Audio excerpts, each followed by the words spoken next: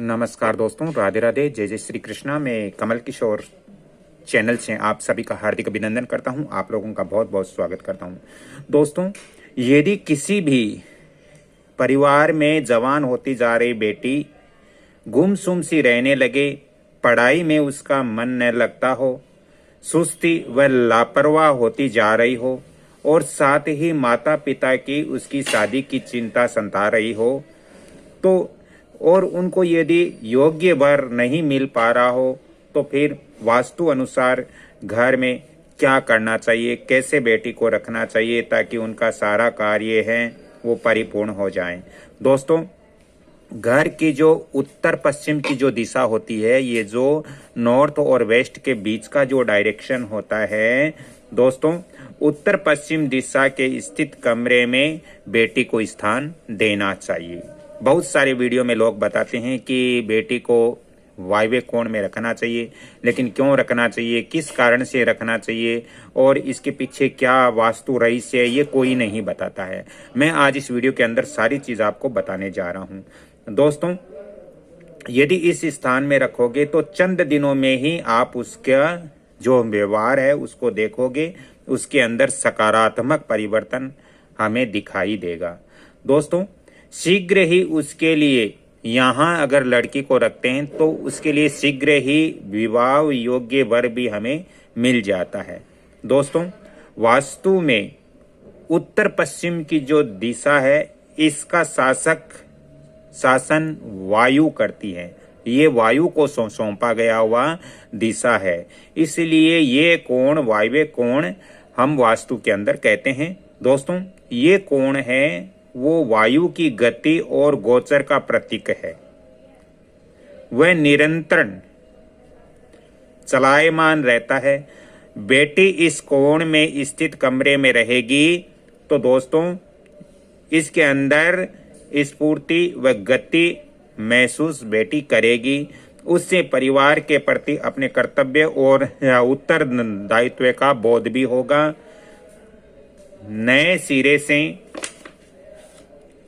दोस्तों, यदि हम ज्योतिष के अनुसार देखें तो वायव्य कोण का शासक, इस दिशा का शासक है वो चंद्रमा को बताया गया है।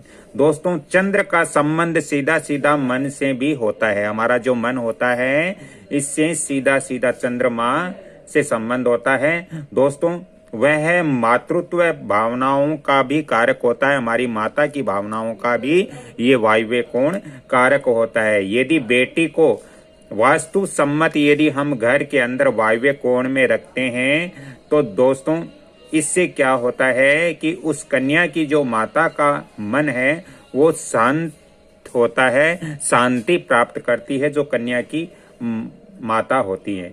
दोस्तों, माता को मन की शांति मिलती है। स्वभाव के रूप में घर में अमन चैन का माहौल बनता है यदि बेटी को हम वायव्य कोण में रखते हैं।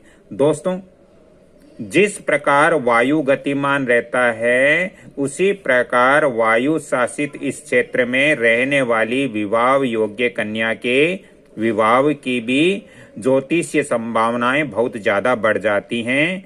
बेटी के विवाह की चिंता से ग्रस्त माता पिता के लिए ये बड़ी राहत वाली बात वास्तु के अनुसार होती है। अगर आप वायव्य कोण में बेटी को रखते हो तो ये बहुत ही अच्छा स्थान है।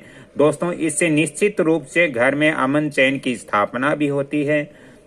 यदि बेटी में सुस्ती, लापरवाही, उचाटपन आदि के लक्षण आपको दिखाई पड़ते हैं तो उसे वास्तु के अनुसार दक्षिण पूर्वी क्षेत्र में रखा जाना चाहिए। कहने का तात्पर्य यही है दोस्तों कि यदि बेटी आपकी सुस्त है या फिर लापरवाह है तो फिर उसको आपको यहाँ पर दक्षिण पूर्वी जो क्षेत्र है, जो अग्निकोण है, यहाँ पर रखना चाहिए। यदि हमारे घर का बेटा यदि लापरवाह है तो आपको इस दिशा में रखना चाहिए। दोस्तों, आज मैंने इस वीडियो के अंदर बताया कि यदि हमारी बेटी में बेटी स्वस्थ बेटी